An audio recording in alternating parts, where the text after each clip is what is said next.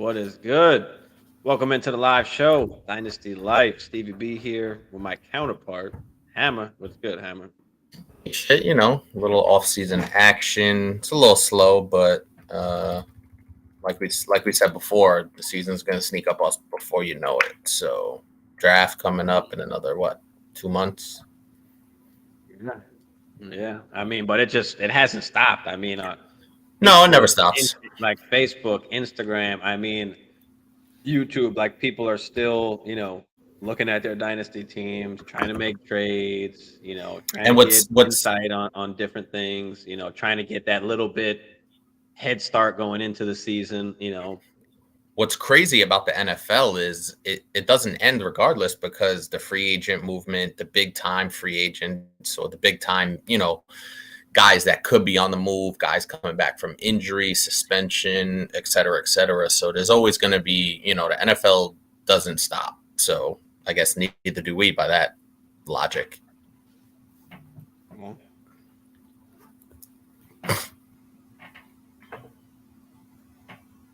I'm trying to see if I can pin this. I'm like retarded on, but anyway, yeah. And it's coming up too.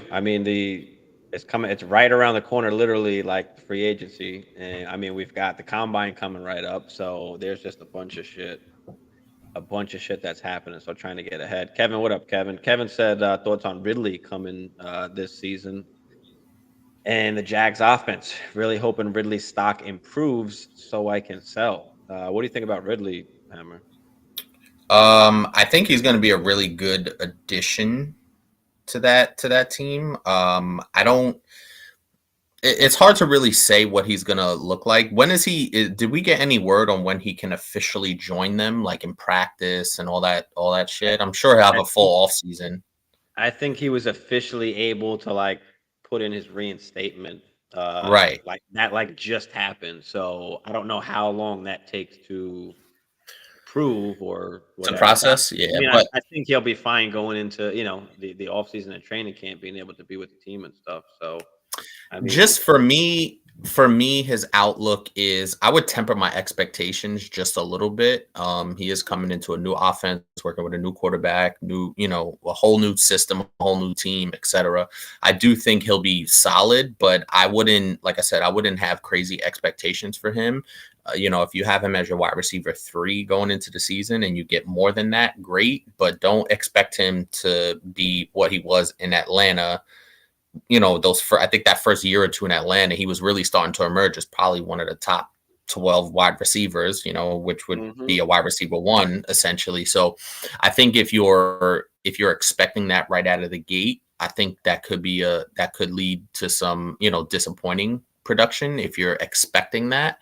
But I think he'll be really good. That Jaguars offense is going to be even better with all the weapons they have now, including Ridley, Christian Kirk, Evan Ingram. I'm not sure. I'm not sure what Evan Ingram's situation is like. I think he was on a 1 year deal, if I'm not mistaken. yeah, he's free Um, agent. and he had a really good season. So who knows if they bring him back? But you know, I would expect wide receiver 3 production. If you get anything more than that, then that's icing on the cake. Yeah.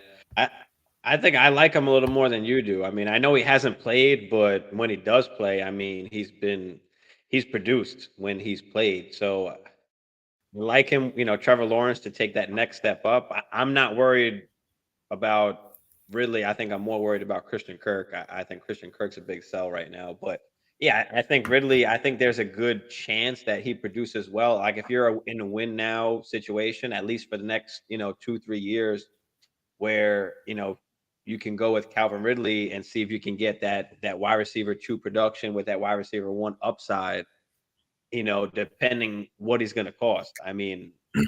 Last year even people were not willing to give him up unless it was like an early first guaranteed, you know.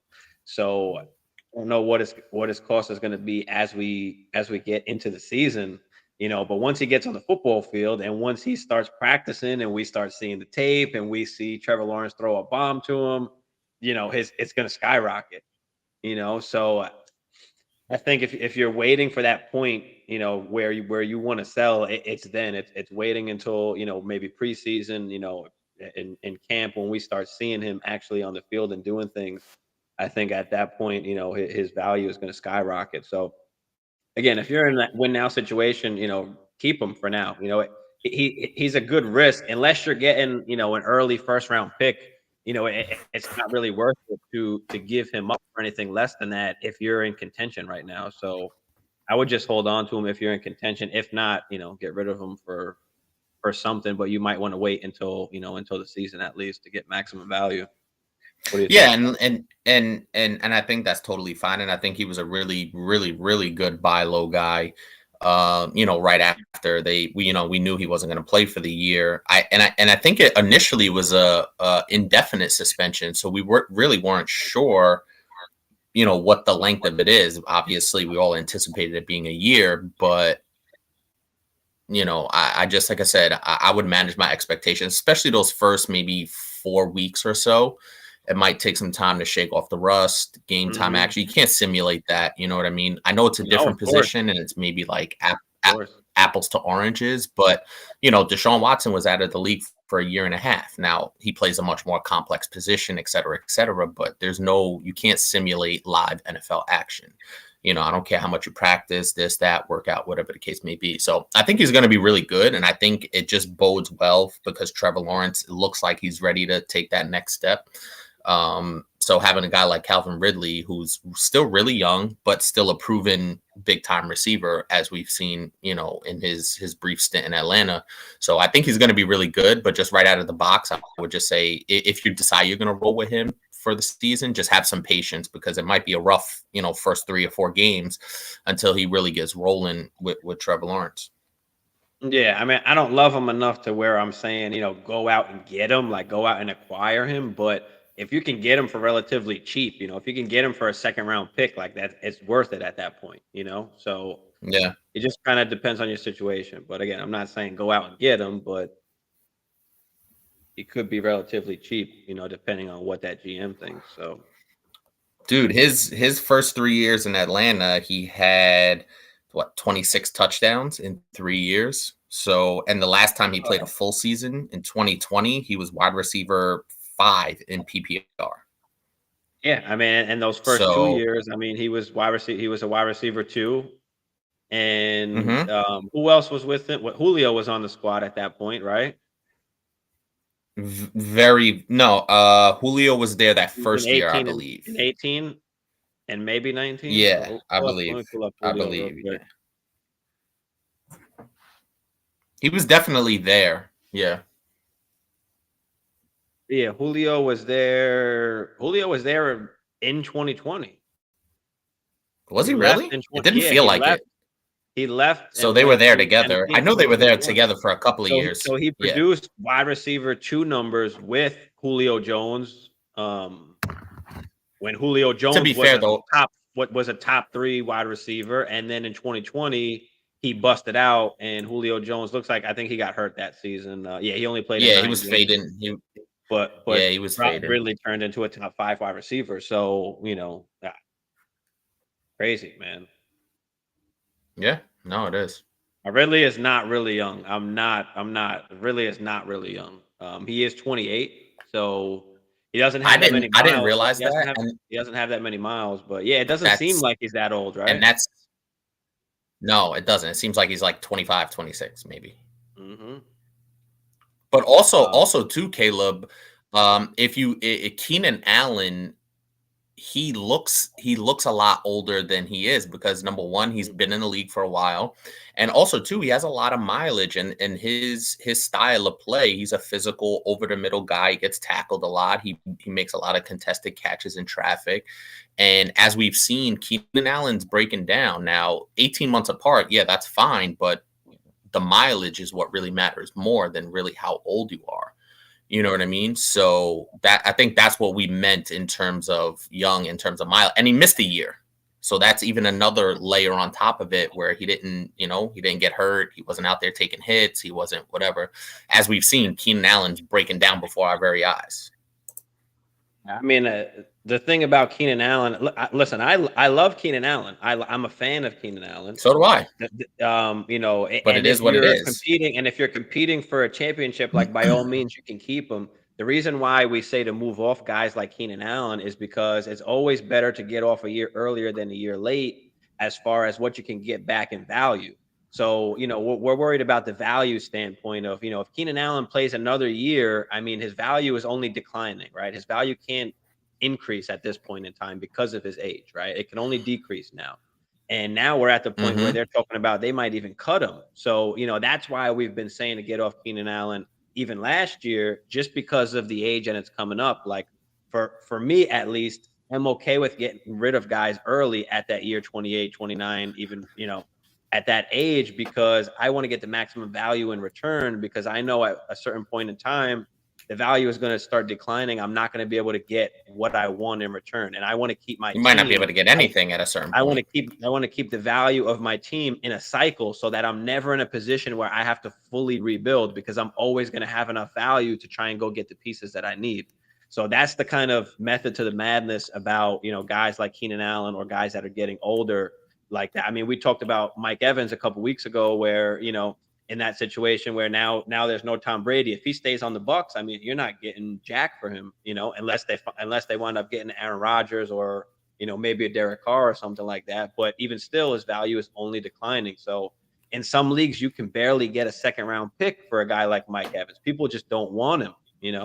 So that's the thing about getting rid of those guys. And again, in time, they just fall off the cliff. Julio Jones fell right off the cliff after 31 years old. And most guys, it happens at 30, at 29 sometimes. And, it's just, you don't want to be stuck with that asset that turns into nothing and you get just nothing in return. So it's just a matter of how you want to play it. Do you want to go all out and win and take the production, and be willing to sacrifice not getting anything in return in the future? Or do you want to cash out and get something that's maybe 85% of what Keenan Allen will produce for you, and something that's a lot younger? So, that's kind of how you got to look at it, or that's how I look at it anyway. But go ahead, Hammer. Also, too, if you look at what happened to Keenan Allen this season, same thing with Julio Jones, right? Where these guys, say, 4 or 5 years ago, if they had an injury, it would only knock them out for a week, maybe not even knock them out. They would play through it. Now, these types of injuries, we saw exactly what happened to Keenan Allen, where the red flags just popped up, where he had an injury and he missed half the season. 10 games because of his age and the mileage that we talked about now, And how physical he plays. We see it with Julio Jones as he's gotten older. The hammies just keep going, and the problem is trying to come back from that hammy. It's so hard, and Keenan Allen can very well put up a top 10 season, and that's great. But I'm still okay getting off of him if I can get a first round pick for him. You know what I mean? So, or if I can get a player that is going to give me 85% of them, or I can get a couple assets for him either way. But again, it really depends on your situation. We're not telling you in every situation to move off of Keenan Allen. It just really depends on how you want to play it. For me, I always want to take the value. I don't care if I'm contending or not. If I can get, a first round pick for Keenan Allen, then I'm going to take it. So, but yeah, that's kind of how I think about it. Kevin said Ridley was getting older into the league initially anyway. He was. He was what? If he's 28 now, he was what? 1, 2, 3, 4. He was what? 23. Yeah. So, and it's Instagram, go ahead. Those guys, and Julio Jones is the perfect comp to Keenan Allen, because, like you said, they played such a physical style where they were catching in traffic, contested, taking big hits, because they're big physical guys. So that falling off a cliff is very appropriate in terms of labeling, putting that label on them, where we know they're phenomenal, but now a hamstring injury, instead of costing you a week or two, is going to cost you 4 weeks, 6 weeks, 8 weeks. Sometimes we didn't even know if Keenan Allen was coming back for the rest of the season. We had no idea. So, is the risk? Is it worth it? Like, that's what. Is it worth it for you to actually take that risk if you can actually get a good return for him? If you're not getting a good return, then of course just keep him. Ride him out. But if you can get a good return, like, why put that risk on yourself? Why put that risk on your team? Why not just give that risk to somebody else? It's like insurance. 100%. We pay for insurance because we want the insurance company to deal with the risk. Like, just let somebody else deal with that shit. No doubt. So, Pigeon 30 Gaming, what's up, Pigeon? Guy said, hey guys, appreciate the content, of course, man. Off-season waivers opens tomorrow. Who would you prioritize in half PPR between Hamler, Quez Watkins, Danny Gray, Albert O, Tyler Batty, and Nagangwa? Who would I prep for? Who would I prioritize? I like Danny Gray a little bit as a sleeper because I mean there was even some rumors about trading Debo away. And Danny Gray didn't play much, but I think if he could get into the lineup, he could be decent. Quez, I don't really want anything to do with him. Hamler, I mean, you got Tim Patrick coming back now too, although I have heard a couple rumors of Jerry Jeudy being traded. So I think we've seen enough from Hamler to kind of see what he is. So I mean, Gilbert O is interesting because Albert O was one of my sleepers last season going in because you figured, hey, they got Russell Wilson. Yeah, really. And now it turned out to be Dulcich doing his thing. But now we've got a different coach, right? Different coaching staff in there. So we don't really know. Like, I'm not really that high on Dulcich until we really know, because everybody hyped up Albert O, and we don't really know, what's going to happen. So I don't know. Tyler Batty, no. I mean, they've got a bunch of RBs there. Nungwa, not really. I think he's just more of a special teams. He's going to get a couple touches, but he's not going to be. I don't think so. I mean, if I had to pick, I'd say maybe I'd take the chance on Danny Gray. What about you, Hammer? What do you think about all these guys? Yeah, KJ Hamler's really interesting. He was pretty solid when Cortland Sutton was out or Jerry Jeudy was out. So I do like me some KJ Hamler, but is there going to be enough football to go around to have him viable? He's a really good receiver. He kind of reminds me of who's our guy from the Chargers, Josh Palmer, right? Like if one of those big guys are out, then I don't mind KJ Hamler. Quez Watkins, nah, I'm okay. I'll pass on Quez Watkins. Alberto really is the guy for me, just because tight end is such a shallow position, but also too, we don't know, like you said, with the offense. So I mean, waivers in the off season, especially this early, it's really hard to kind of nail down a certain guy because we don't know who's going to get drafted, right? We don't know who's going to get traded, signed, what other quarterbacks may change scenery. Obviously, we know certain guys are going to be there, but it's really early for me to hit the waiver wire with any certainty. I'd rather just go into my rookie draft, see what I could get from there, and then worry about the waivers. But Albert O kind of is a guy I would take a look at, especially in a very thin position to begin with. Yeah. I'm not sure what your tight end situation is. Like, if you've got no tight ends and you need to take a chance on them, I mean, but if it's not like tight end premium or anything like that, I mean, you're only starting one tight end, so you don't necessarily need to take the chance on a tight end like that. It's not like he's going to turn into Jimmy Graham for Sean Payton. At least I don't think. You never know. You never know. You don't. It's possible. You do never know. But I don't know what the chances of that are. I don't think he's as much of an athlete as Jimmy Graham was. But yeah, I mean, Danny Gray or Hamler, like you said, yeah, thanks for the idea. It's just kind of Broncos or wild card. Yeah, absolutely. I mean, the upside is there. Like, it's a possibility. But don't forget, you got Tim Patrick, Sutton, and Jeudy there if none of those guys get moved. So Hamler's really coming in as like the 4. So I don't know, unless somebody gets hurt or traded. They're all risk to begin with. So I mean, it's up to you if you think that would be the better choice. But Danny Gray is like a sneaky little, like, can you put Danny Gray on your taxi? I mean, I'm not sure how your taxi squads work, but you can try and do that. Adam, what up, Adam?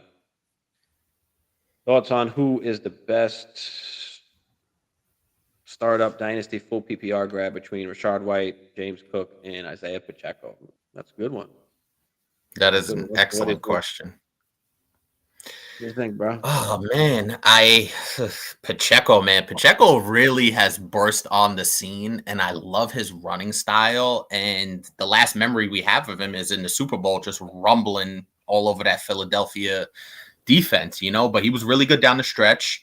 Um, James Cook probably is going to get more opportunity. We saw down the stretch he was getting some really good opportunity. I don't know what Devin Singletary's contract looks like and how much longer he'll be there. Rashad White, that's really tough. I don't know what that Tampa Bay offense is going to look like. It kind of looks like the house of cards is imploding on Tampa Bay right now. So I'll go with Pacheco just from the standpoint of he plays on probably the top one or two offenses in the league in Kansas City, and he has a good running style that's conducive to getting yards. I just worry if they're going to commit to the run enough, but out of these three guys, I think Pacheco is the guy for me. Replace him. I mean, the problem is all three of these guys are in like the same position where they can all easily get replaced. Like, or Of another course. guy can easily come in there where they're going to draft the top guy or go out and get somebody. So, that's the problem there. Like, I don't think they're willing to give Isaiah Pacheco, you know, 18 to 20 The carries. full reins, yeah. Like, I think they like where they can pick their spots with him. You know what I mean? I think they like that. They don't want to put too much on him. And then they've got McKinnon, who they're probably going to bring back. I mean, they love McKinnon. He's a nice little third down guy, pass catching guy. So, and do they go out and draft a top RB, in the first 2 rounds? Do they go out and do that? They need the RBs. I mean, CH was just straight trash. So, I mean, I think they got to go and get somebody. I think Pacheco will still be involved, but I think he can easily be replaced. If not this season, then next. So it's tricky. All these guys, it's just like it's a yearly kind of thing. I mean, James Cook again, easily, Gibbs or Bijan could go there. I mean, they want a running back. They want to run the football. So I think that they want to get a running back. Rashard White, same thing. There's talks about Fournette possibly getting traded. I mean, if then, do they draft somebody or do they bring somebody else in? Like, it's not going to be just Rashard White. It's not going to be just James Cook. It's not going to be just Isaiah Pacheco. Like, there's going to be someone else involved. So it's, I think I got to say Pacheco too, because since they're all in the same situation, I think Pacheco probably has the best chance to actually produce some points because of the offense and team that he's on and the situation that he's in. So, And also too, take this into account. The Chiefs play ahead a lot. The Chiefs play from ahead a lot. So I think that'll give them the opportunity because he's a real physical runner. And, over the last, especially that playoff run, he was pretty good. And even down the stretch, he was just running really hard, real physical. And if they're up, they should be able to run the ball. And if he gets 12 to 15 opportunities a game, you'll be happy with that. You know what I mean? From that standpoint, will it be less? Will it be more? I don't know. And as you said, the running back position, and this kind of just ties into your point that you talk about running backs all the time, where you just don't value them that much because it seems like every draft, every team is looking to get a running back in any at any given time, no matter who they have. You know what I mean? So, and you really have to see how the offseason shakes out with the draft, with free agency, and then in training camp.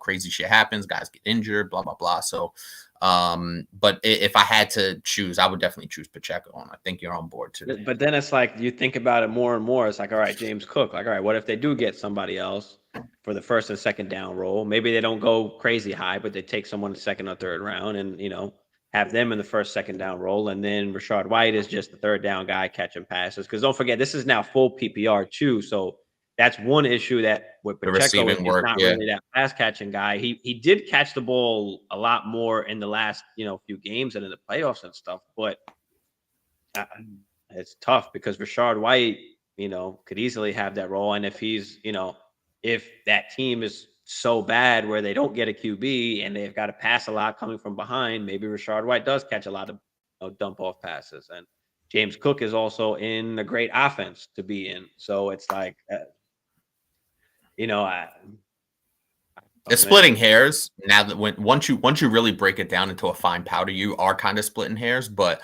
I just like I said, I like Pacheco from what I've seen. But the running back situation, just the way it's been devalued in the NFL, it's really hard to just put your finger on a guy and say, yeah, I absolutely love this because blah blah blah. Especially at this point in the season or off season where I'm constantly saying like don't trade for any running backs. This is the time you're trading away all your running backs. This is not the time you're buying running backs because we don't know. Don't waste your assets Yeah, on just the unknown. Like we just don't know. Too much is going to happen before we get to the season. I mean, yeah, so absolutely. you But you this is can his make a case, dynasty startup. you know, and you can make a case for literally any of these guys, which I basically just did, or we just did. So it really Yeah, is a yeah. matter of just picking your poison at that point. Like, what do you feel, you know, is the best way to go there? But I mean, listen, Pacheco and Cook and White, they're all the second season going in, so they're going to be there for a couple years. You know, I think I would rather lean Cook and Pacheco than White just because of the straight offenses that they're in. I don't think White will take over as like as the workhorse. So I would definitely go either Cook or Pacheco. Like we said, maybe Cook because it is PPR. Pacheco, I'm going Cook. I think now. Because Pacheco is going to run a lot more between the tackles. He's going to get a lot more of the, you know, the yardage. And it's okay, 100 yards. It's like, all right, that's 10 points. But he didn't score a touchdown. He didn't catch any passes. Like, you know what I mean? James Cook can have, you know, 30 yards and then, you know, 4 or 5 catches, or you know what I mean? And then it's the same thing. So, yeah, I think I actually like Cook. I think I like Cook in this one because it's full PPR. If it wasn't full PPR, then I'm taking Pacheco. Make sure we know that. Also too in Buffalo, like they don't give a shit about their running backs. But I think And that's Josh Allen siphons off carries anyway. Now the full PPR thing, the reception thing, obviously James Cook has that in his arsenal, but man, Josh Allen just siphons off carries from all the running backs or he opportunities, I should say. he does. But I think that being that they've lost again, I think they need something more than just Stephon Diggs and Josh Allen, right? They need another Yeah, wide receiver that's hell got to yeah. step up because I've been saying it all since last offseason. Gabe Davis is not the guy. Say it So they again. need to go. Gabe Davis is not the fucking guy. So they need to go and get somebody else, and they need a running back because if they can actually run the football or at least have a threat to run the football, you know, I think that could kind of open things up a little bit more for them. So, um, Yeah, I tend to agree. I got hold on, a couple of things came up on Instagram here. Let me go through Rodgers to the Raiders. Somebody put a question there Yeah, very possible. with a little praying sign. Possible. Oh, here we go. Maybe he goes back to Devontae. Maybe they make up. We'll see what happens after he comes out of the darkness retreat. Did he come out of that yet? I dude, I don't even know where to begin. I'm just so over it. I'm so sick of it. It's just he's such a nozzle, and this is my guy. Like this is what my franchise has had for the last 15 years, more really. But he just turned into such a nozzle that it's like, bro, I don't know, dude. Just go where you want, make a decision, go where you want. I don't understand. Kevin said, "Where do you think Trey McBride would rank upon this upcoming rookie tight end class?" For me, probably in like that 3-4 range. I'd probably have him ahead of Darnell Washington, which I kind of just put out. So I have Mayer, Kincaid, Musgrave, Washington, and Laporta. So I'd probably fit him in that like Musgrave, right after Musgrave. I probably fit him in the fourth. I really like Musgrave. I think he's an incredible pass catcher and athlete. So, but Trey McBride isn't found himself in a great situation where you know Ertz might be gone or maybe a year left there. You know, by the time Ertz is done, then Kyler comes back basically almost. I mean, I do like Trey McBride, and again, that's going to change. Obviously, it depends where these guys go also. So, right now, I'd probably take Trey McBride over any of these guys, unless you know, like Kincaid goes to the Chargers or Musgrave goes to the Chargers, like or Mayer goes to the Chargers. Like that would be. or any of those guys go to maybe the Jags, and the Jags don't re-sign Ingram because he costs too much. They just wound up drafting a guy. So those are possibilities as well. Where were you when I drafted Gabe Davis in Dynasty last year? This guy said, I was here, bro. Well, we started up the channel kind of late. We started up literally like right before the season. We didn't even start going like live until a couple weeks into the season. So, Yeah, we try to that was work my out all the vision. But yeah, logistical if stuff. you followed me, I was the biggest Gabe Dave hater. I took a lot of heat for being a Gabe Davis hater, but didn't draft him in not one league. It's just what I felt, and what I thought and what I saw just from him. So I wasn't fucking with Gabe, man. That guy. Derek Carr signed shoes maybe with the Jets. We saw him. Did you see the picture that somebody took where he was in the restaurant with Salah and the Jets organization? You didn't see it? Nah, nah. Yeah, I think that came out today. So yeah, so he was at dinner or whatever with the Jets. Hmm. Um, what do you think about Derek Carr and the Jets or anywhere else? I mean, at first they were big talks with the about the Saints, for a while, and now Yeah, but the Jets. So what do you think? so he did. I think he was talking. I think he met with the Saints. Did he? He didn't meet with. There was Yeah, he met with the something Saints with the. already. He met with the Saints already. Yeah, met with the Saints already. So I Twice, I think, if listen. I'm not mistaken. All right. So full disclosure, I was wrong about Derek Carr about a year ago. Okay. I know Blanc wants to hear it. I was wrong about Derek Carr. Now, Oh does that no. mean I don't?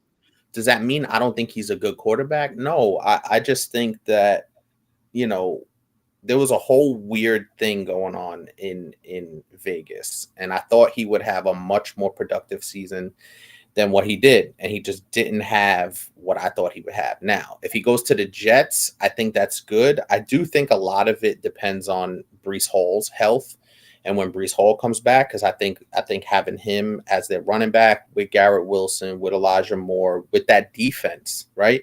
That's a thing. That's something that we don't take into account. That the defense helps the offense. It might put them in short fields. So I think the overall, if Derek Carr goes to the Jets, they're a playoff team. I think that's I could bottom line it there.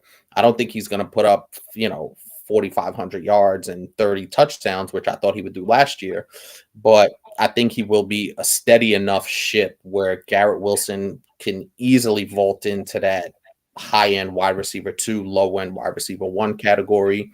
And then, like I said, the health of Brees Hall and having that defense. So I think it's a really good fit. Listen, anything's an upgrade from Zach Wilson and Mike White. Let's just put it that way. So Well, yeah, well, I mean, I think you can look at it two ways. I guess from the Jets' standpoint is, because they said they're willing to pay. So do you just go out and pay for Aaron Rodgers and give up, the two firsts or whatever the hell it costs? Or do you go out and sign Derek Carr because he's, free agent? You don't have to actually, spend any assets and on then him, and then you and can make then your draft draft picks. Yeah. maybe a QB. I saw in one of the latest mock drafts, one of the ones we did last week, actually, with landing spots. We had a little fun with it. Anthony Richardson went to the Jets at pick whatever it was, 13. I think they moved up. I 13. don't even remember, but he went at 13. pick Yeah, they're at 13 to the 13. Jets. And that gives them a couple years with Derek Carr and a couple years to develop, an Anthony Richardson, which I thought was kind of a Hmm. really good spot. As long as they don't plan on playing, Richardson right away. But if they get a guy like Carr or Rodgers, it kind of fits into it. But if they get Rodgers, they probably have to give up that pick, is what I'm thinking. So I think they That have to actually wait. makes that actually makes a lot of sense. And I was listening to a lot of different, I watch all the sports shows, First Take, NFL Live, whatever, our regional stuff here in New York. And they were talking about where there could be, if you make the deal with Rodgers, there's a lot more conditional stuff. Like, is Aaron Rodgers only going to be there for 1 year? Is he going to be there for 2 years? Is he going to be like, we don't know with this guy. And like I said, he's my guy, but we just don't know with this guy. We don't know what's going on in his head. He's got to spend, 4 days in the dark to decide, he's hoping that he sees ghosts and they tell him what to do with the rest of his career. Like, come on, dude. First of all, if you're going to do this, and I know I'm going off on a rant, but it's just pissing me off. You don't have to tell anybody. Just do what you have to do. Pull up, make a decision, and let us know. But I think Derek Carr to the Jets makes a lot more sense because, like you said, all you have to do is pay, and then you can make and then you can the 13th pick is a solid pick, and you can improve your team with that 13th pick on top of having a competent quarterback. So I think that makes more sense from the Jets standpoint, but I think they would rather swing for the fences with an Aaron Rodgers. Yeah, but they just how long is he going to be there, dude? He's going to do this thing every year now. I don't know. It's ridiculous. I don't know. Jake, what up, Jake? Adrian on Instagram said MVP season 2023, Justin Herbert. I don't know, dude. I don't know. I had I don't know about yeah, MVP, but I he had I bounces had back, I Justin. think.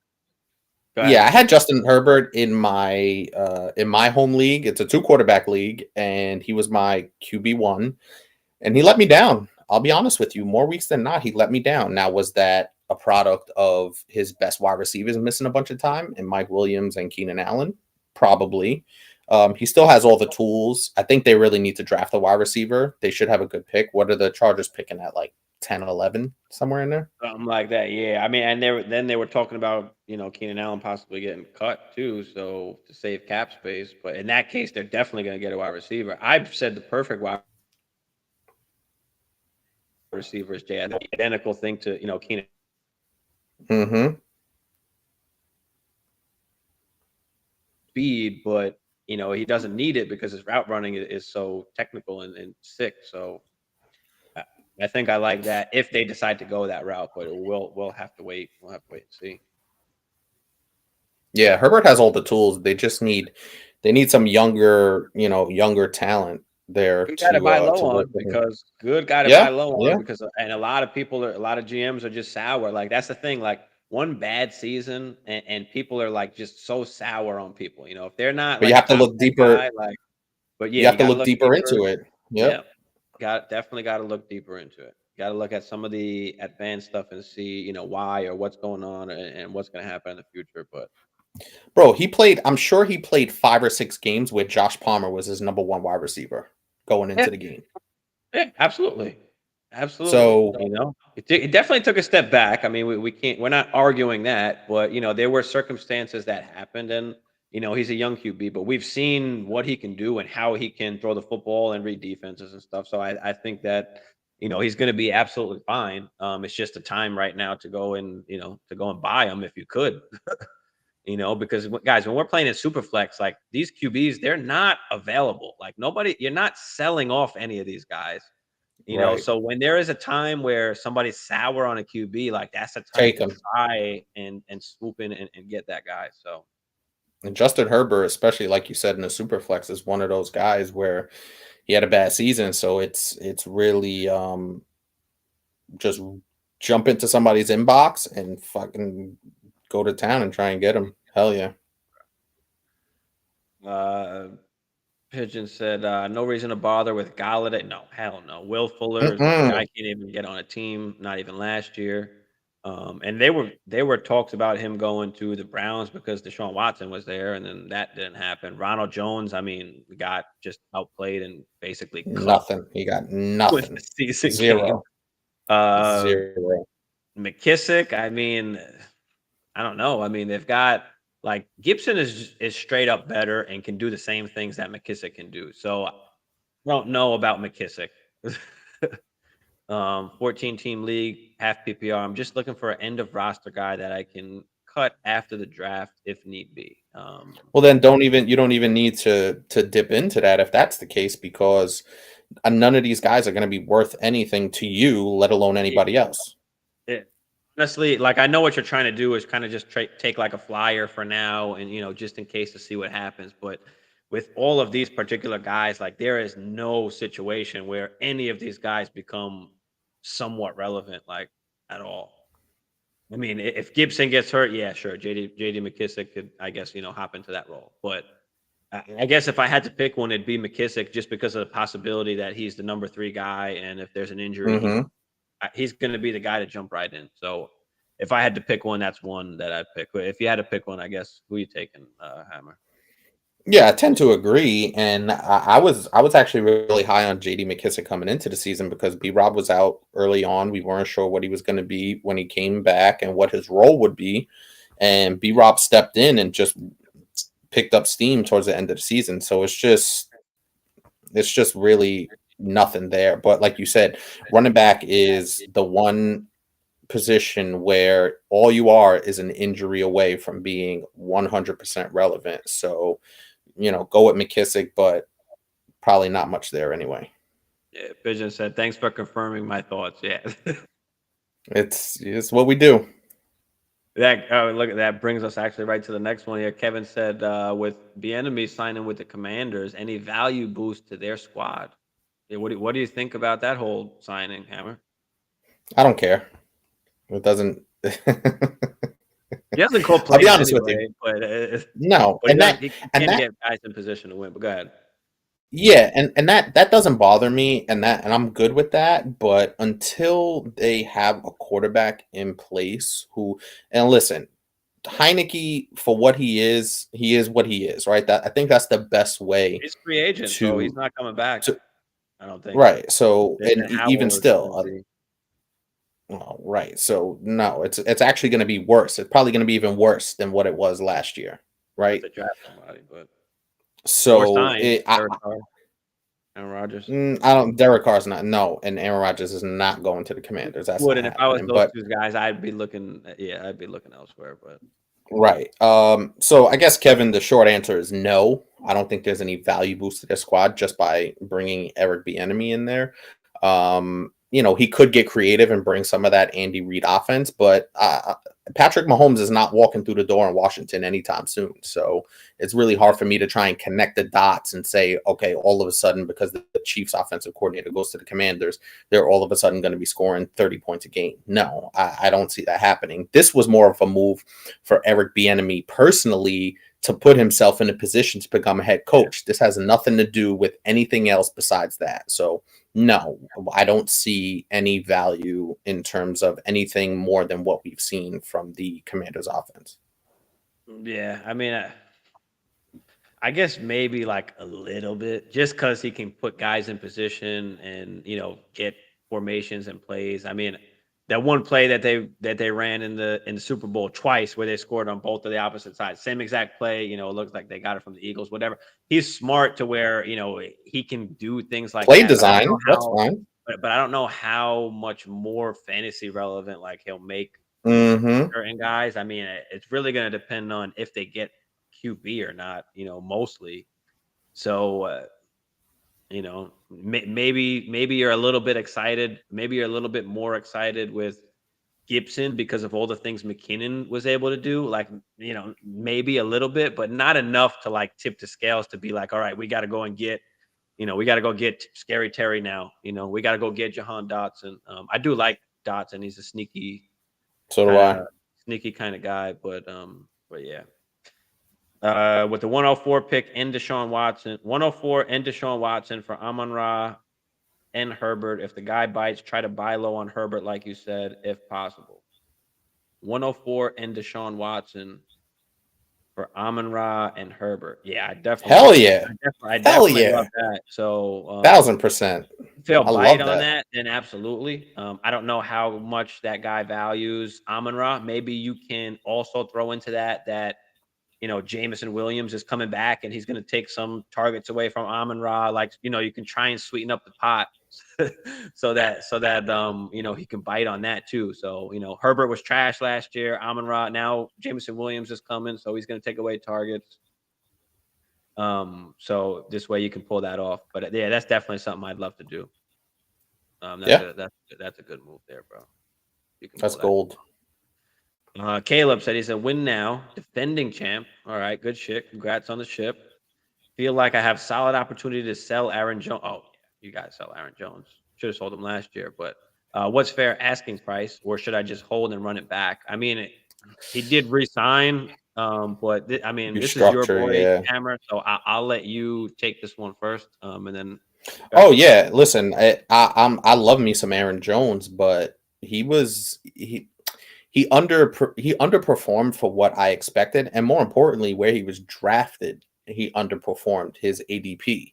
I know the Packers were behind in a bunch of games, but he's getting older. He's getting to be one of those guys who's a little long in the tooth. He's got a ton of mileage on him. So yeah, so I would try and unload him. If you could get a back end one for him, if you're lucky, anywhere between I don't know how many teams are in his league, but if you could get a back end one, I would be okay with that. Anything more than that, if somebody's willing to give you a 108, say a 110, maybe if you can get it, but it's going to be No really hard way. to envision but people listen, we talk So about hard this all the to time. People Leagues know are the name definitely Aaron different. Jones, right? People know the name Aaron Jones, and people will jump on it, especially on a team that feels like they could vault themselves into win now mode.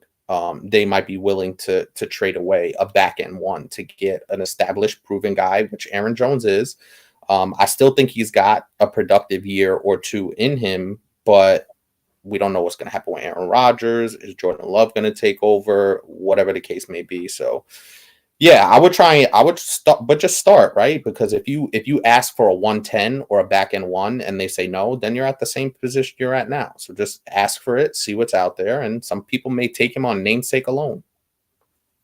Yeah, I think you could start with that. I mean, some people don't value the picks as much either, so it really depends. So you can start asking for a back end first, but I'll take a early second or even or a mid second if that's the if that's all you can get. I think his price range right now is probably a late second, like at this point in time, like maybe even an early third. I don't know if people are going to want to spend an early second with all the running back depth in this class. So if you can get a second or a mid second, that would be ideal. Like I'd take that and run with it because you'll get another basically Aaron Jones. And you got to do it now because the news just came out that he restructured or whatever. And once we get into the season, he's not going to be the workhorse guy. He already declined last year. Like he's not going to. I don't think it increases really. Like so, yeah, I think he definitely got to come off of Aaron Jones.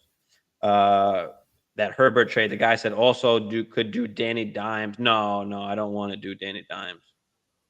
I don't want to do Danny Dimes. I'd rather take the best wide receiver at the 104 and Deshaun Watson than Danny Dimes And Amon-Ra. and Amon-Ra. I don't want to take the hit from Watson to Dimes. I don't know unless you really believe in Danny Dimes. I don't know if that was a ceiling. Like I don't know, man. I don't know. Do you think the production is gonna be that big of a difference between Deshaun Watson and Danny Dimes, considering Yeah, Danny Dimes' rushing upside? I do To because even go with yeah. from the 104 to Amon-Ra, or what was it? The 104, right?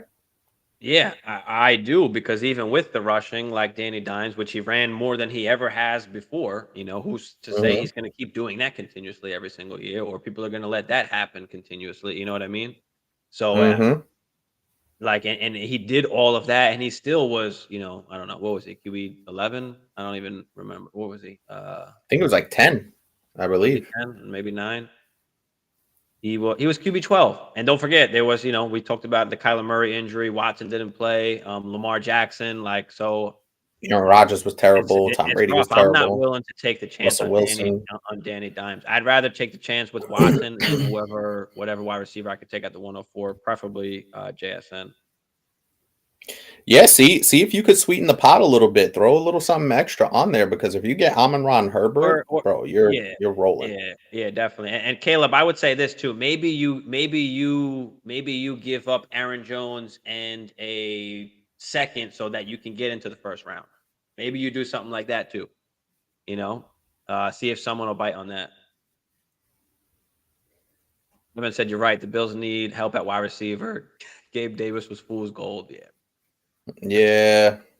But you know what's wild? And maybe this is just me, but every time I play against Gabe Davis, he goes off for like 35 points on me. It's just bull jive. This past season, it was just such bullshit. Like I went against Gabe Davis, I think maybe twice in Dynasty, and he probably had like 50 points total Early. on me. Yeah, bro. Thanks for Remember that thoughts. We read that. Jake said, how much more would you need on top of the 101 for Chase? 12 team Superflex, half point PPR start, 10. I need a couple firsts. I don't care if it's the 101. I'm not coming off of Chase for Bijan. Not doing that. We value wide receivers higher, or at least I do. Can't speak for everybody, but yeah, we value wide receivers higher. And if you're going to come off of a generational stud core player like Jamar Chase, I'm not going to be doing it for one player or one pick in that matter. What do you All think, right. Hammer? I know you see my face, and I don't want to be one of those old man get off my lawn kind of cranky guys. People, why are we trading guys like Justin Jefferson and Jamar Chase? Why are we doing that? That's just not in a dynasty league. Like it's super flex. Like I don't understand why people do that. Those are the guys that you want as your foundational pieces. Now, I understand some people think it might be addition by subtraction, but bro, you can't. You're not telling me that you're gonna go out there and that 101 pick is gonna be another Jamar Chase. You can't tell me that. You already have that guy. I don't understand. The last show I was on, we had somebody that traded Jamar Chase. We did a roster review, and the guy traded Jamar Chase, and I'm like, why? And then we told him to go and we told him to go go and buy get him him. back. Like, why are we doing this? Don't do that. Do not trade Justin Jefferson. Do not trade Jamar Chase. Don't do that. And not for we're not doing that for a running back unless you're in a start 11 and start 12 and you have a shit team or a team that maybe you had to take over that was an orphan and there's just nobody else on that team. And that point, depending on the format, at that point you can trade him. But when we're playing in these, start 9s or start 10s, start 8s, like we're not willing to really trade a Jamar Chase unless it's absolutely worth it. And we're talking about 3, 4 first, like plus, like it's got to be really worth it for you to come off of a guy like that, because we talk about it all the time. This is how we build our teams. We go out and try and get these guys from the dummies that are trying to get rid of them. Not saying that you're a dummy, Right. Jake, but there's always everybody is tradable. Don't get me wrong. Chase is absolutely tradable. Someone's willing to give you something worth Chase, but you're asking like what it would be. I mean, it's got to be like Amon-Ra St. Brown and fucking JT. Like it's got to be a little bit of a tier lower plus some major fucking other assets. Like it's got plus probably a draft pick. Yeah, a top end draft pick. It's got to be multiple things. It's got to be worth about 4 first-round picks. Everything combined, whatever you're getting back, it's got to be worth about 4 first-round picks. Yeah, man. I would say if I'm trying to give up Chase in a start 10. So yeah, like I said, I don't want to sound like that guy, but those and on a serious note, like those are your building blocks. You want those building block guys because you can build around that. You know what I mean? And then listen, if you luck up and make a draft pick with one of your first round picks and you hit on a guy, cool. Then you could trade that top end, first round pick and try and go get your quarterback. The last roster review we did, the guy traded Jamar Chase and he traded Justin Herbert, and I almost lost my mind.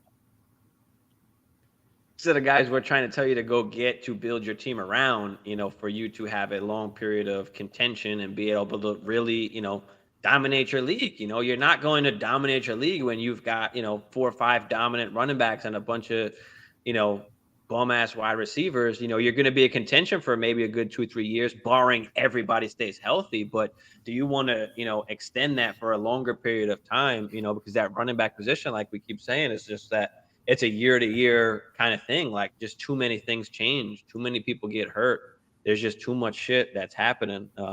Instagram, we've got a thoughts on KJ Osborne dynasty wise.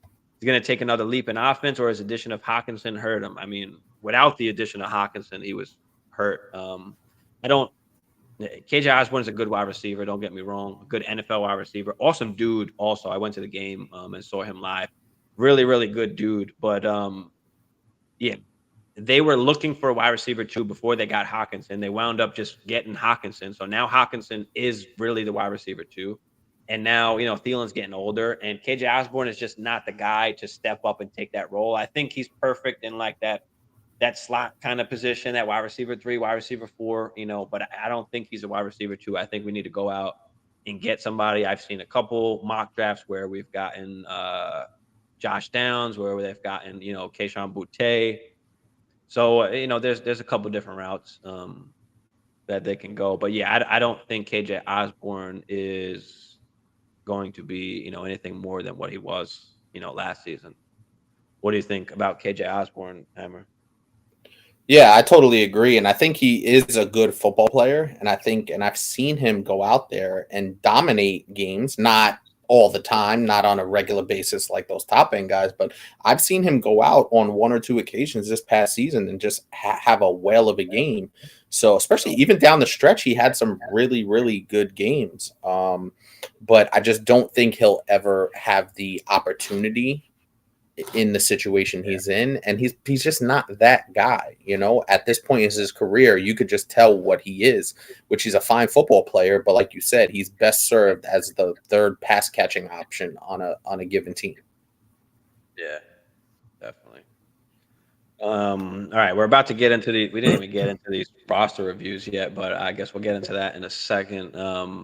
Diesel, we've got your roster review coming up. If you're in here, we'll do yours. We'll do yours actually right after this other question here.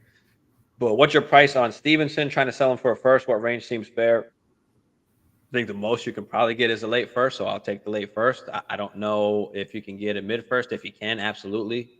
Can you give up a third on top of Stevenson and get a mid first? Maybe, I don't know. I mean, it's going to be tough because of the running backs that are going to fall in the draft, where people might just rather take the chance on those guys and say, I'll just restart it on Stevenson and not take that risk. So if you can get a late first, I'll take it. If it's going to be an early second or mid second, I'll probably just hold on to Steven and take the chance that his value increases. But what do you think, Hammer? Yeah, I just genuinely don't trust Bill Belichick running backs. You can't, nor should you. But I think if you want to sell Stevenson, yeah, start off like I said, same thing with Aaron Jones. Now Stevenson's a lot more valuable than Aaron Jones, but start somewhere in the mid to late first round and work your way from there. I'm sure somebody, especially running backs, which is just incredibly thin in terms of guys that will produce on a game in, game out basis, that workhorse kind of guy that's going to give you 15 to 20 opportunities a game. So I would probably keep Ramondre Stevenson, see how he produces throughout the season, because I think he will have a really good season.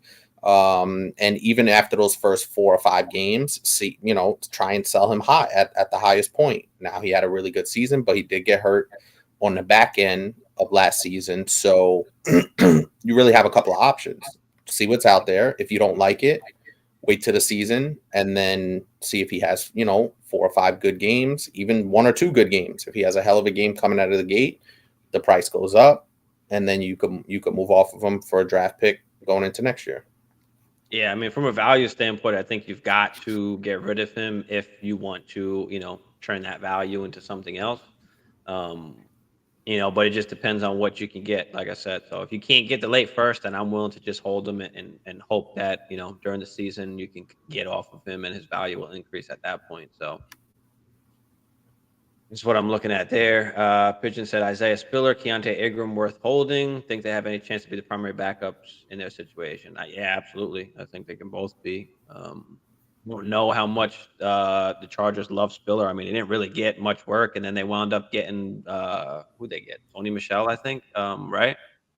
And they were running Joshua Kelly out there. Yeah, and running Joshua Kelly out there. So I don't know. That's interesting, but I would rather take the chance on Ingram, being that Connor is, getting up there in age.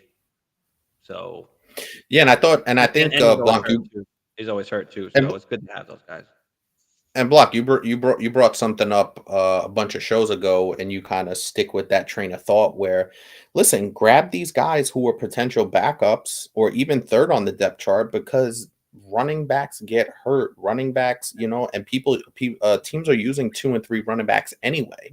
So one injury to the primary running back, all of a sudden Isaiah Spiller becomes just an absolute steal. and now you're in business. So yeah, absolutely. These younger guys that are backups on teams or even third on the depth chart, grab them and hold on to them. Stash them if you can, if you have the roster spaces, hold on to them, and they may become valuable because, as we said in a lot of our shows, you can either plug those guys in or trade them to the team that's the handcuff, and now you maximize the value on a guy that you either picked up off a waiver wire or that's sitting on your bench collecting dust. Yeah, I mean, I think you could say the same. I could say the same about Isaiah Spiller, where Eckler's only got one more year on his contract. Do they wind up re-signing him, or do they not? Or do they move on from him at that point? Especially if I got to start paying guys. So, Mm-hmm. so you could kind of look at that too. But I think that as an organization, like I just feel like the Cardinals like Keontae Ingram, and I don't feel like the Chargers like Isaiah Spiller as much. So that's kind of my thoughts on it. Yeah, but always worth holding on to those guys, like you said, because situations change. And we're so far from the season that anything crazy can happen. And listen, if in week 2, week 3, those guys aren't doing anything, still hold on to them.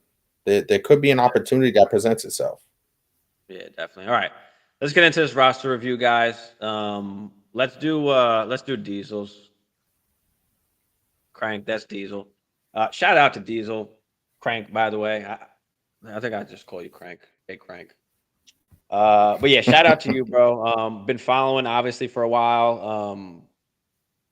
And we helped him get to the playoffs in all of his leagues. So he's been a good supporter. So shout out to you, bro. Thanks for always tuning in.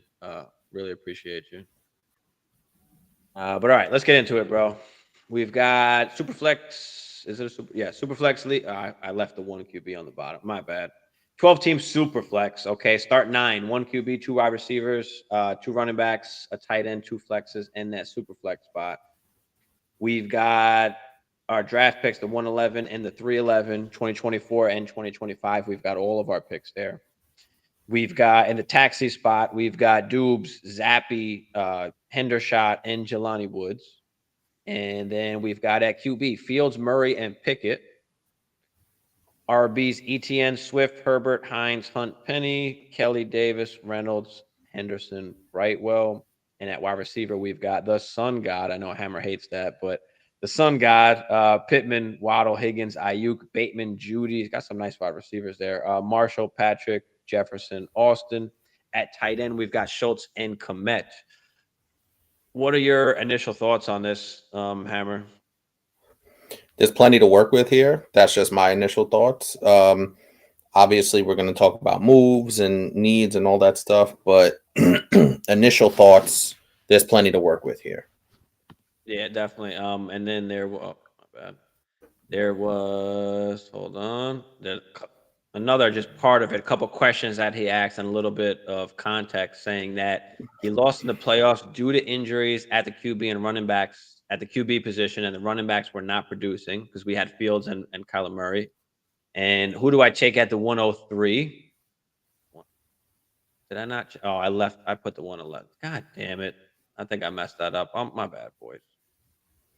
Let me fix that. How can I improve my roster as a whole? And how do you feel about Pickett and Fields? So we'll make sure that we touch on all of that. But hold on. Let me pull up his roster. God damn it. Bad. I fucked that up. All right. He's got the 103. In 2024, he's got a first and 2/3. 2025, he's got all his picks. So he's got the 103 in 2023. My bad. Not the 111? He's got the 103, not the 111. My bad. So okay. Disregard the 111. That is the 103. Pigeon also said, thanks for the context. No problem, bro. Anytime, man.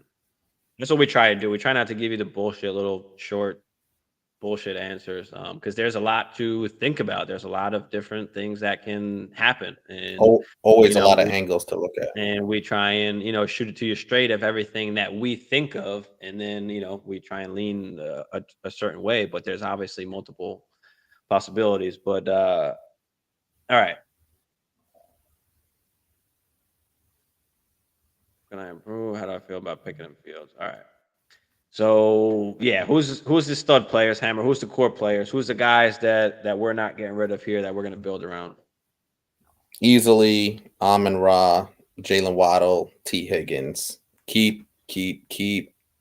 Everybody else could be up for grabs. Yeah. I mean, even at the QB position, like I'm okay with giving up those guys if you could.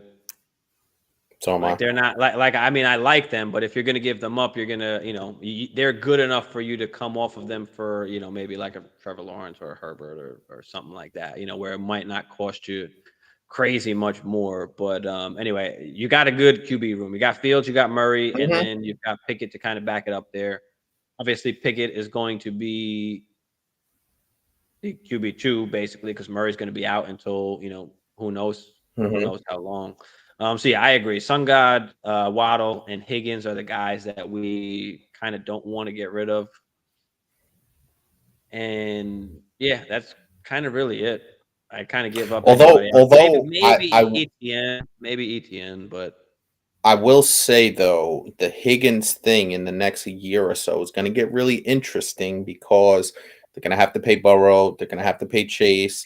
So we got to see mhm. how T. Higgins kind of fits into all of that. I know there's been a ton of rumors starting to go around that he might find his way out.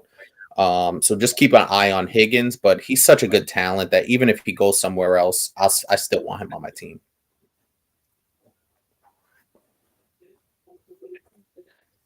Yeah, I mean, the thing is, if he goes somewhere else, he could be, the bona fide wide receiver one. Now, let's pray that it's not the Bears, or maybe it is a good.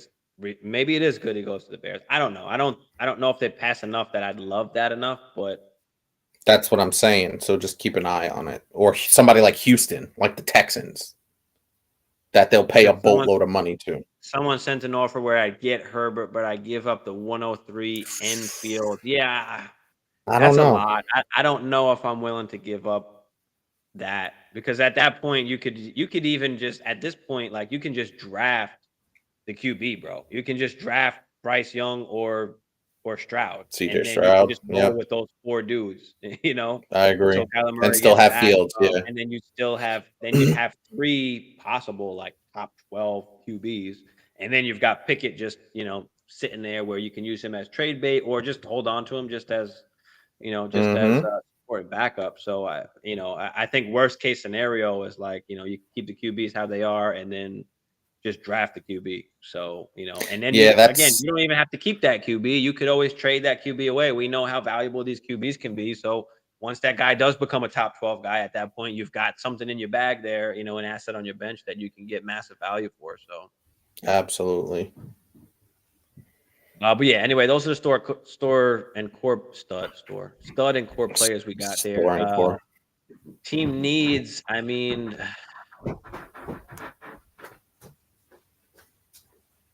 we got it. So we can start 4 wide receivers. I mean, we really don't need much. I mean, you could really just draft a QB and then just run it back exactly like this.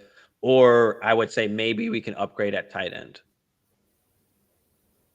You know, Yeah, it's going to be interesting to see where Dalton Schultz goes.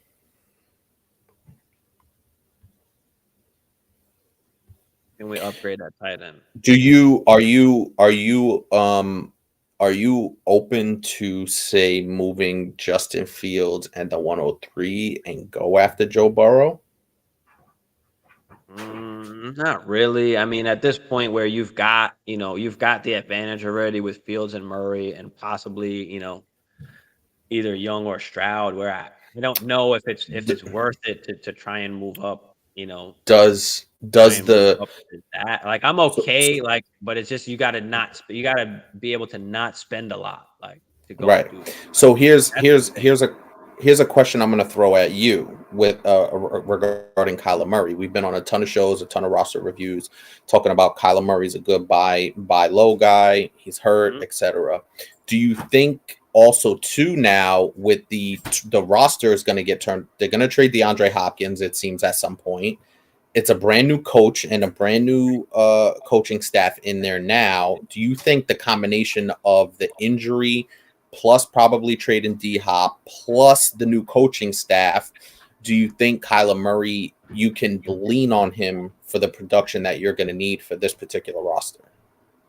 Yeah, but just I would pump the brakes on this upcoming season because he's just coming back from injury and like all the things that you kind of mentioned. But I mean, listen, the coach, the new what was it, the new GM, absolutely loved him. He's like, "Well, we have a perfect situation. We've got a franchise QB, you know." So he's a Kyler Murray's our guy, blah blah blah. So you know, I'm not worried from that standpoint as you know him being kind of not believed in or anything like that. But yeah, I expect his Well, production to come back. I they mean, gave him the money, so yeah, of course. And then, you know, they gave him the money, so he's guaranteed there. So that's one of the other good things that automatically ties him there. And then if you look at their production, I mean, it's been a top 10 QB every single season. The past 3 seasons, obviously last year he got hurt, so he finished QB 19. But before he got hurt, I think he was like QB 5 or something like that. So I mean, the guy's a top 10 QB every single season. He hasn't thrown for 4,000 yards yet, and he's still a top 10 QB every season. I mean, there's no reason to not really believe in him. I mean, I think to be fair, he's a better fantasy quarterback than he is real life quarterback. mhm. Let me put that straight. I don't, you know, I think that there's still some things to be said about him as an actual NFL quarterback, but for fantasy purposes, I mean, that's what we want. So yeah, and especially that you do have Fields and you do have Murray, and especially that they are rushing quarterbacks and do have that little bit more chance and possibility of getting hurt. If you're taking that 103 and drafting out that other QB, I mean that puts you in a good position where you're never going to have to worry again about your QBs going down, you know, because you'll have Pickett and the rookie, you know, there. So that fixes that situation. And you know, running backs, shit happens, you know, come and go. Every season is going to be different. So I wouldn't worry, you know, I wouldn't worry too much there. But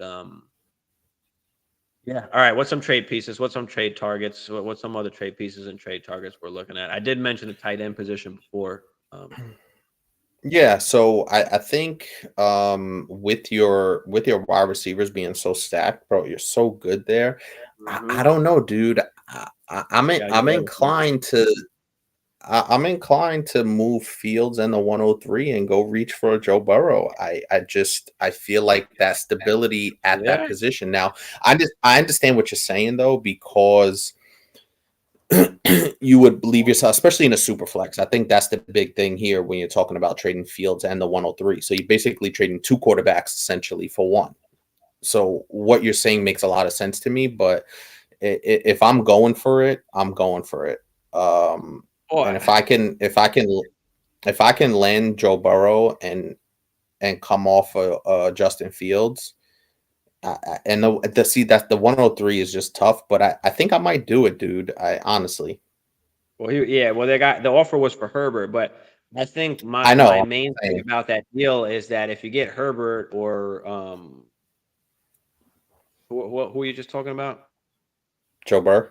If you get Herbert or Joe Burrow, I don't think that solves your issue. Like I think that's my problem. Is because you'll still have the other Russian quarterback in Fields and Murray where they can still possibly get issued. Like I don't think that the difference between you winning the ship would be you having, you know, Joe Burrow from now on this point when we can kind of fix that hurt situation with drafting the guy, you know, instead of actually going to get him. And you can and you can use some of these assets to go and get you know, better at your other position. So, because you can always wait and do that next year or something like that. So I think you know use the assets now to just you know take advantage because if you do have the you know if you do get the rookie QB to go with that as well, like that's going to be so valuable, you know, also at that point. And then you're going to be hogging some of the QBs, which is just going to make them skyrocket in value. But yeah, I think I want to try and go up at tight end. I think I for think me, just in that situation that I'm presenting, it's just locking that guy in. You know, Justin I Fields know. still It has makes some. sense. It makes Justin sense. Fields Not a still bad has idea. Justin Fields still has some of those question marks. I think if I gave up Fields in the 103, I think for Justin Herbert that's a little too much because we're not sure about what the Chargers are going to put around him. You know, Mike Williams is getting a little older as well, and he's still fragile. We know what Keenan Allen is. We talked about it in this particular show. So if I could go out and trade Justin Fields in the 103 and land Joe Burrow, now I'm locked in. Now I have that pillar at quarterback. I can roll Kenny Pickett out there with Joe Burrow for the until Kyler Murray comes back, and then I have Joe Burrow and Kyler Murray. Like I'll sign up for that. Yeah, I mean, it's not a bad idea. Don't get me wrong. Don't get me wrong. I don't know if I want to make that move yet. I think I want to. I think that some of the things I'm trying to do is move some of these wide receivers since we have so many. The Ayuk, the Batemans, the Judys. Judy, yeah. Can we use that to go out and get a tight end? Can we go out? We talk about the T.J. Hockenson, how he's not really valued as high as maybe he should be, and still relatively cheaper than it should be. Is that a guy that you can go out and get, or do you want to play it safe and just say, let me go out and get Jake Ferguson from whoever has Jake Ferguson, and this way at least you've got the tight end there. If Schultz stays, because they might give him the franchise, they might not. If he stays, then you're good. If he doesn't stay, you're still good, most likely, unless they go out and draft a guy. But how do you feel about this though? I'll move it around a little bit. How would you feel about packaging Kyler Murray with the 103 and going to get Herbert? Or Kyler Murray and say Kyler Murray with Jerry Jeudy? Or Kyler Murray with Jerry Jeudy and Ayuk and go get Herbert?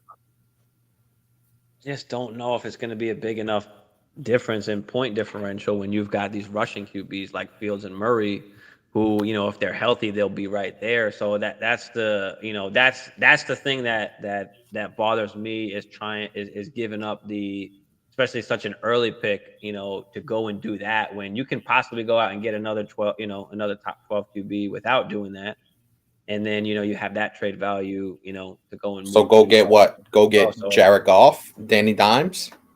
No, I was talking about, if you're drafting a QB. Oh, in the draft. Okay. If you draft a QB, then, they turn out to be good. Then you've got that asset that you can move as well. So I just don't know if I'm willing to give up the asset to go out and get, to tier up at QB. I think I'd rather try and square up the tight end position with some of these wide receivers.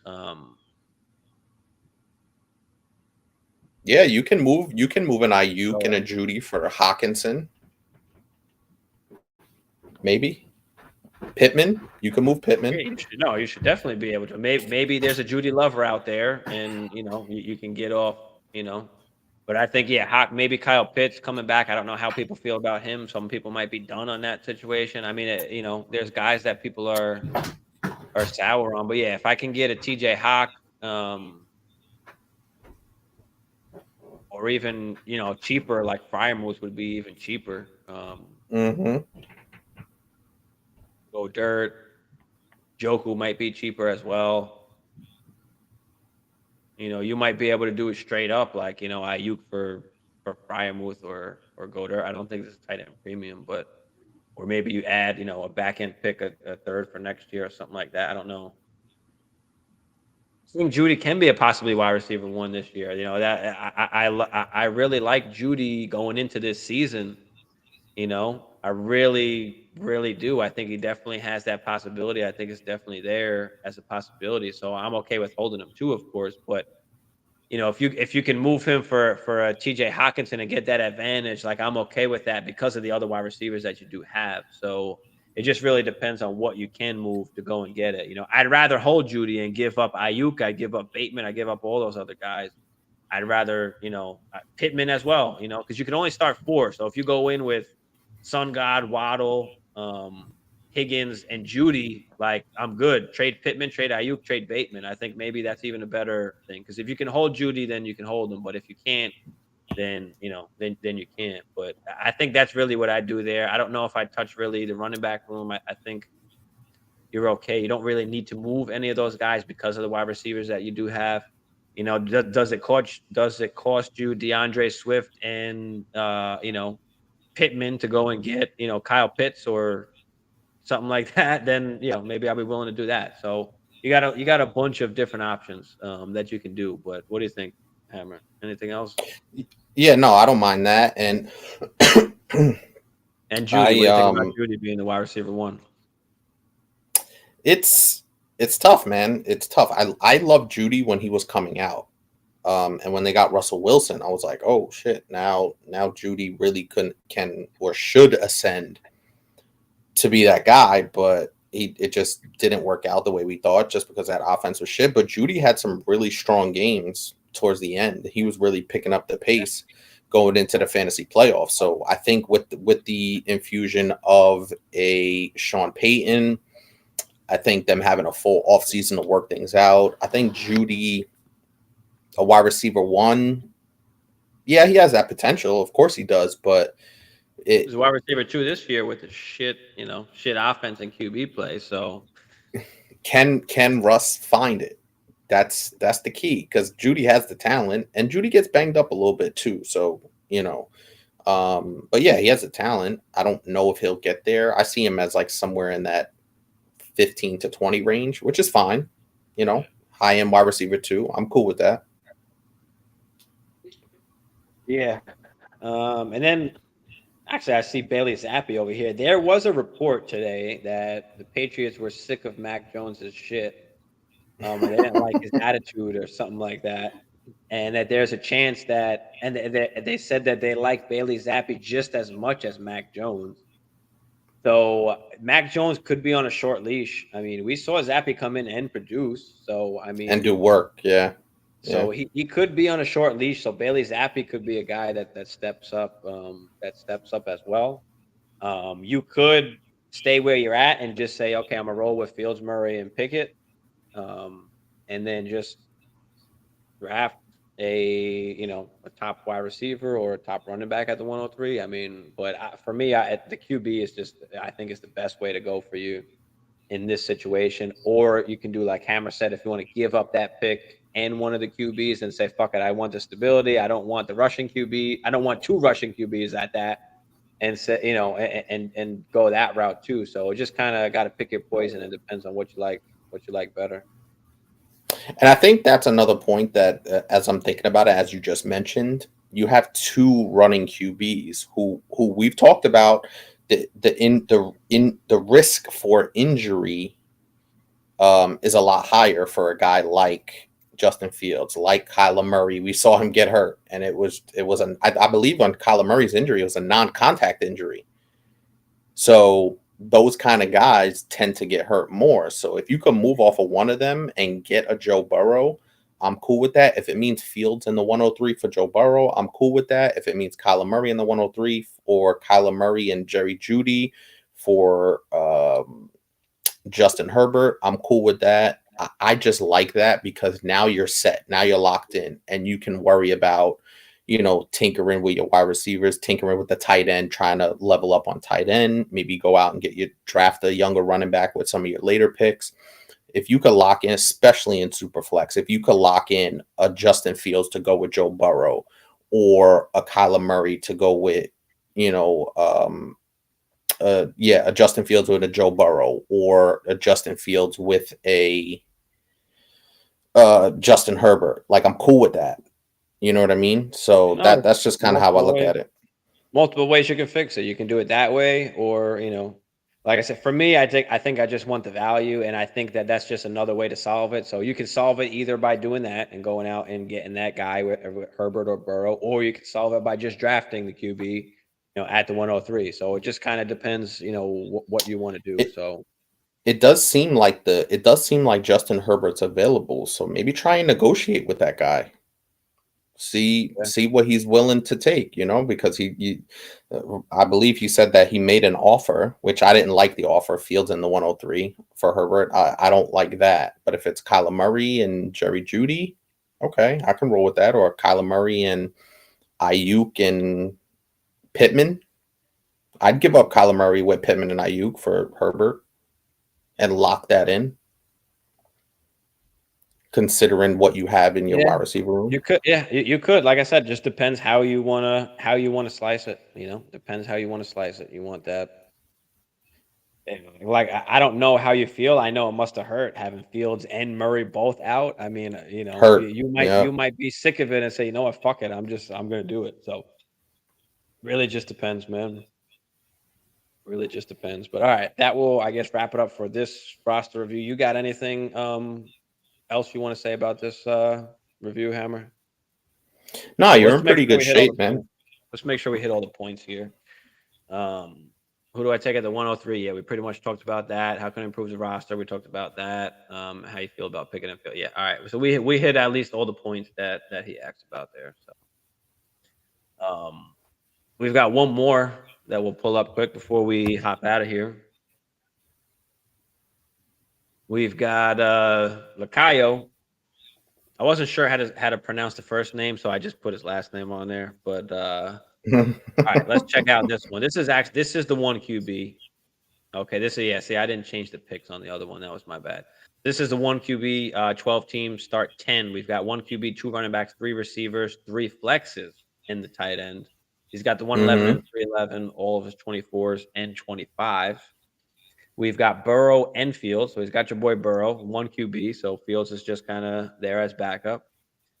Saquon, K9, Swift, Stevenson, and Pacheco. DJ Mm. Dallas, Jackson, Strong, Harris, and Blackshear. Wide receivers, we've got Waddle, Olave, Juju, Boyd, Hamler, Davis, McKenzie, and Tolbert. Tight ends, we got Baby Gronk, Fryermuth, Henry, Smythe, and Bellinger. But yeah, what do you think initially about this team, one QB?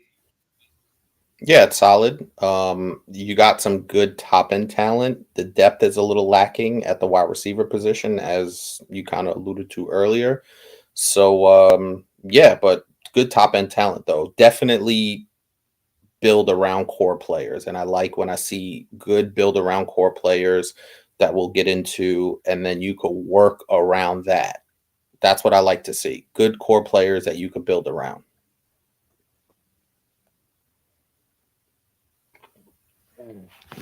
All right. We've got a couple of things here I put on the bottom. He lost in the ship because of the Bills and Bengals game. I guess. However, they decided your championship caused you to lose. That sucks. But you got there, which means you've got a pretty You solid did team. something right. Yeah. He says he feels he is weak at wide receiver, which definitely you are. And he says he wants to flip his first for 2024 to get Marvin Harrison Jr. Or he wants to do something to get I don't think you can get Marvin Harrison Jr. with the team that you have here unless you sell everybody for absolutely jack. And then that's going to mean you're going to have Marvin Harrison and the rest of your team's going to suck. So it's not worth it to go and do that. In any case, you'd have to find one of the worst teams and try and get their first round pick if that's what you mean. Maybe I'm not Mm-hmm. sure. Maybe that's what you mean. You definitely have some assets to try and do that. Um, but yeah,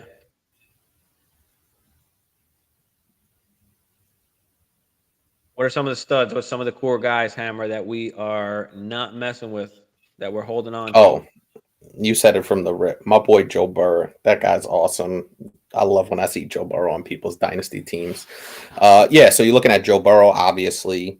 Waddle, obviously. I think you could throw Olave in there as well. I know there's some uncertainty at, in New Orleans with that quarterback situation, but I think Olave is still a keeper unless somebody just blows you away. Yeah. I think that's really it. I like Kenneth Walker, I do, but I don't think any running back is untradeable. So you're really looking at Burrow and Waddle, and then you could throw Fryermuth in there. I know that's your boy, Yeah, I and then think I mean kind of at a the tight end, yeah, tight end position where it's 12 team. At least you've got like a top six tight end. I mean, it gives you the advantage, where you can kind of just be fine with him, leave him there, and you have almost an advantage at least in that position for the most part over half of the other teams in the league at least. So, mm-hmm. Yeah. So Burrow, Waddle, and then like I said, you could kind of slide Olave in there unless somebody blows you away. but Running backs are really good though. Fryermuth is good enough where you could try and tier up, like if you wanted. So I wouldn't say I wouldn't trade him, but he is a guy that you can kind of just build around and just leave him there, and not at least you don't have to worry about that position. You're plugging him in and playing him every single week, and you're going to get solid production. So Yep. yeah, I agree. Burrow, Waddle. I don't think I'm going to give up Olave, so I'll keep Olave. I think Waddle and Olave, I'll both hold on to those guys. I probably want to keep K9, but I'm okay with getting rid of them. So yeah, I guess I'd say Burrow, Waddle, and Olave would be kind of the three guys that I'm going to build around here. Uh, We've got what are some of the team needs, Hammer? What do we need on this team? I mean, Exactly what he said. He knows what he needs. He needs yep, depth at wide receiver. yep. So Don't forget, he, there's we, 3 flexes, so there's possibility of you starting 6 wide receivers in this hmm particular format. yeah, that's So, crazy. the wide receivers are definitely going to give you the advantage. Now, the good thing about your current situation is that, like, You got you running can backs to trade fill you those can trade flexes most in, yeah, you can or he you've did. got the running backs for the flexes, but you can also trade these running backs at, at the value that they do have right now and just transfer that value onto the wide receiver position where it's going to last you a lot longer and give you advantage at least, in those other flex spots as well. So, you need to fix wide receiver, then we probably got to get rid of well, we do have to get rid of some of these running backs here in order to fix that. And we do have the 111 as well. So who we trading, Hammer? What's the trade Yeah, pieces? listen, What's some trade listen. pieces Really, we're looking at, and let's give them some targets. any of those first list running backs, right? Because they're number one. They have the name, which is good, obviously, but then they have the production to back it up. Saquon had a really good year. I know he tailed off towards the end a little bit. Kenneth Walker had a hell of a year. DeAndre Swift oft injured, but he sort of steadied the ship. Stevenson and Pacheco. So really, any one or two or three of those guys. I know you probably say all five got to go because that's just how you are. Um, Well, I but mean, it just depends what obviously it depends what you're getting in return. Like if you're stacking up all 6 of the, 3 wide receivers and 3 flex positions, and you've got to give up all your running backs, like I'm fine with that. You'll find some running backs during the season that can hold you down at least, but you're going to dominate at least in those other 6 positions. So I mean, and then I you got think Burrow and Frymouth on top of that. So it depends how you want to slice it, but I think it just depends what you get. the Go ahead. one running back I don't think I'm going to trade is Kenneth Walker. I think that's Yeah, the that's what one I guy I said. kind of want to hold Yeah. on to, like you were saying. Just because I know I could plug him in Seattle. Pete Carroll loves to run the football. So I Oh think yeah, I'm going he's to getting keep 20 Kenneth. touches. He's getting 20 That's what I'm touches saying. easy. So That's that's what I'm saying. So I think I'm keeping Kenneth Walker, just so at least I have some stability at the position, and then you can figure out the rest. So Saquon, I would trade DeAndre Swift, Stevenson, and then obviously unless you're Pacheco as getting, well. JJ Chase or CD or AJ for K9, then but yeah, I think we've got to. I think with Saquon, I think the perfect time to get rid of Saquon to try and go after any of those guys that I just mentioned there. St. Brown, you got Waddle, even the T Higgins. Is Garrett Wilson available for I was going to mention Garrett Wilson. any of these guys? Also, really any of these guys, all of those guys you can try and get. So you've got Saquon, which he has high value right now. What's it going to take to go get, AJ Brown, CD Lamb? What's it going to take to get Amon Ra or Waddle or T Higgins or, He has Waddle. Wilson? He does have what? He does have Waddle. Yeah. What's it going to take to get any of those other guys? Like, Mm-hmm. Swift, Stevenson, Pacheco. I mean, Stevenson and Pacheco at least have good value right now. Where take Solid advantage. value. Yep. Can you give up both of them and get one of those stud guys? Or one of those fringe guys like we mentioned. Judy, the DKs, the Devontas. You can look at some of those guys as well. London, anybody you can try and get for any of these running backs. Like that's really what we have to do. So I think the better way to put it is go and look at every single team in the Who league needs running backs? and Yep. who needs running backs. What wide receivers do they have, and how can I get that wide receiver? And you want to go get the stud as youngest as possible, and as you want to try and get the studs and work your way down. You're never going to know who you can get unless you ask. And you've got the assets to do it. You've got Saquon, you've got K9, you got Swift, you got Stevenson, you got Pacheco. So you've got some good pieces to work with. You got the 111 as well. Do you have to give up one of the running backs in the 111? Can you give Yeah. up I Stevenson on think the 111? Can you give up any of those guys you can add, with the 111 too? you're doing Saquon and the 111 for a CD Lamb. Yeah, I do that. then that gives you CD, that gives you Waddle and Olave. So now you're set at least at the 3 wide receiver positions. Still got K9, Swift, Stevenson, and Pacheco, so you're still, Yeah, you're still okay there. I And you think got Justin Fields as well. So, can you I know it's a 1 QB league, but can you leverage Justin Fields and maybe the 111 and go and get, you know, a top wide receiver? I don't know how people are going to value, Justin Fields in your league, depending on what quarterbacks people have. But is someone in desperate need of a QB, like that's the perfect spot to go where it doesn't really cost you anything almost. right, So and I think from this perspective, what you said was kind of right on the money. Look for the team, especially since you have a surplus of running backs and you have basically two startable QBs in a 12-team league.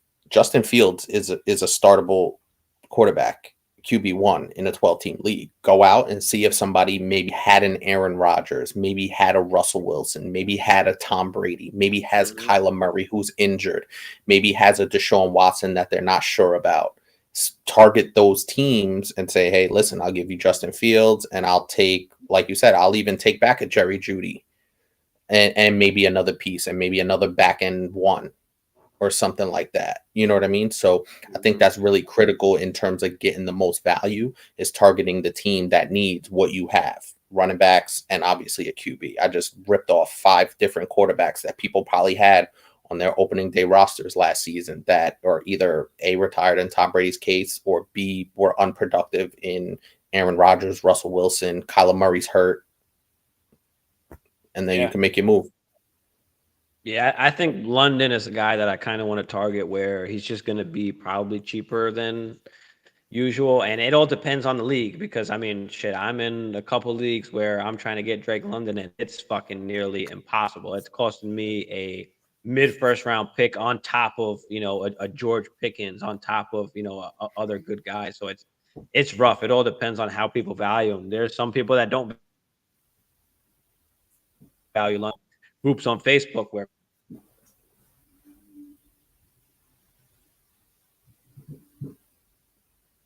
it really just depends. But those are some of the guys that we'll be looking to try and get and move off of some of those running backs. Just try and transfer the value that you have in those running backs right now. Transfer that over to that wide receiver position because it's going to last you longer. It's more of a concrete thing where they're going to increase in value instead of decrease in value. So I think And you you have have the the yeah. long-term stability. Yeah, so I think you have the assets at running back to, transfer that over to wide receiver and still not like miss a beat. Like, still be in that Oh ship yeah. running.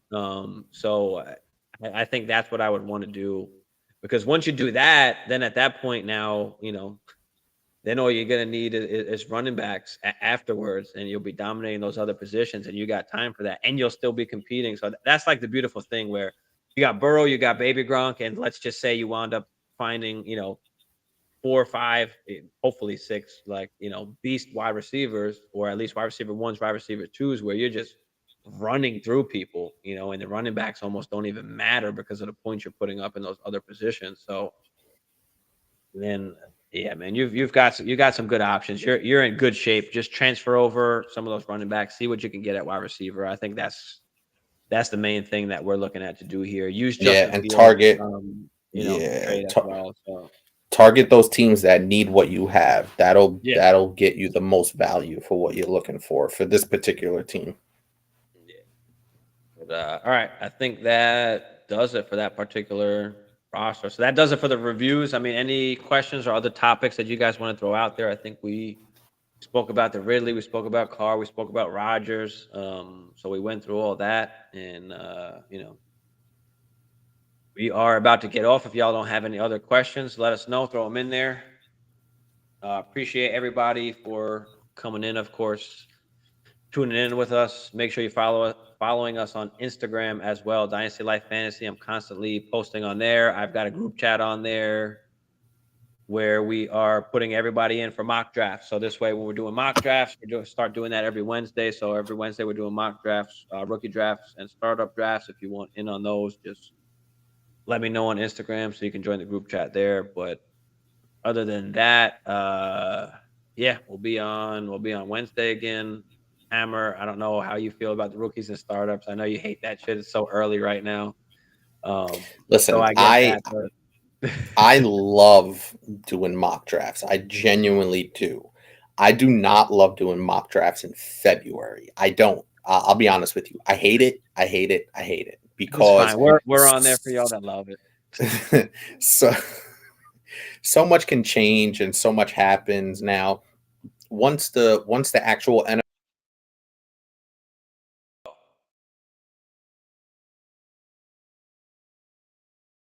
Lose Hammer. I don't know if I'm I here. lost you or you lost me, but Yeah, no, I'm here. Yeah, so so much can happen. Obviously, free agency is a big factor in ADPs. Obviously the rookie draft, based on the NFL draft, that has a massive impact on ADPs. So that's kind of my thinking. I'm just watching my shows. I'm watching my NFL lives now. Obviously, getting some more intel on the rookies, what it's looking like, what the combine's looking like, you know, the mock drafts that are happening, in real life as far as the real draft goes, getting myself more familiar with certain players, where they may be heading. And then once the NFL draft comes, then I'm full steam ahead. yeah. Yeah, all right. So yeah, we'll be back Wednesday to do some rookie mock and a startup mock. So we'll do that on Wednesday. Yeah, just make sure you follow us on Instagram because I'm gonna release a schedule sometime later this week. So everybody will know when we'll be on consistently every single week. But other than that, guys, we out. Thanks for tuning in. Appreciate y'all. Hit that like, hit that subscribe if you haven't already. We appreciate you. We out.